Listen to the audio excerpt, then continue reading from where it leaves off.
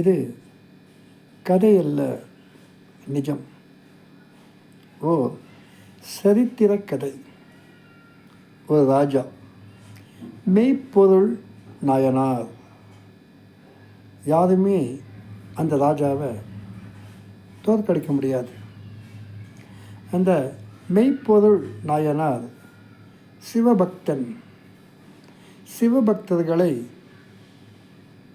கௌரவிப்பார், அவங்களுக்கு மரியாதை கொடுப்பார். பக்கத்தில் ஒரு சின்ன ராஜ்யம். அங்கே வந்து முத்துநாதன் என்ற ஒரு சின்ன ராஜா. அவனுக்கு தெரியும் மெய்ப்பொருள் நாயனாரை தோற்கடிக்க முடியாது. மெய்ப்பொருள் நாயனார் ராஜ்யத்தில் நியாயம், தர்மம், செழுமை எங்கும் நிலவியது. அவரை யாருமே சுலபமாக தோற்கடிக்க முடியாது. அப்போது முத்துநாதன் ஒரு மோசமான திட்டம் செய்கிறான். ஒரு சிவயோகி வேஷத்தில் மெய்ப்பொருள் நாயனார் அரண்மனைக்குள் செல்கிறான். அங்கே போயிட்டு நான் உங்கள் ராஜா கிட்ட ஒரு சிவன் மந்திரம் சொல்ல இஷ்டப்படணும் சொல்லிட்டு உள்ளே போய்டுறான்.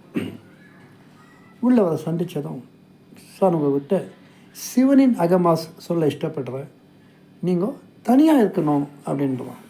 அப்போது மெய்ப்பொருள் நாயனார் தன் மனைவியை போகும்படி சொல்கிறான்.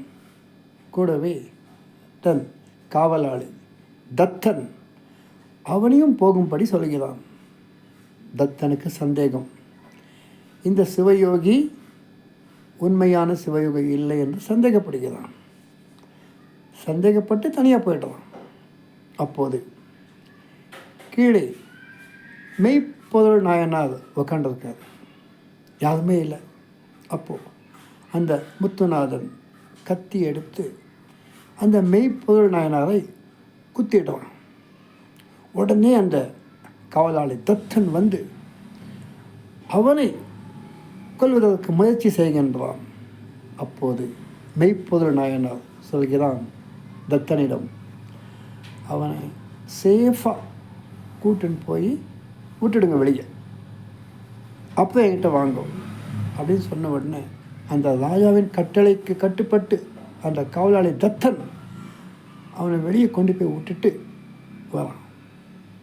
அப்போது மெய்ப்பொருள் நாயனார் இந்த செய்தியை கேட்ட உடனே உயிரை விட்டுடுறாரு. ஸோ ஒரு சிவயோகி வேஷத்தில் வந்தால் கூட மெய்ப்பொருள் நாயனார் அவங்களுக்கு மரியாதை கௌரவம் கொடுப்பார். இது சிவபக்தனின் மகிமை. இது கதையல்ல, ஒரு சரித்திர உண்மை சம்பவம். நன்றி, வணக்கம். வாழ்க சிவமயம், வாழ்க சிவபக்தர்கள், வாழ்க மெய்ப்பொருள் நாயனார்.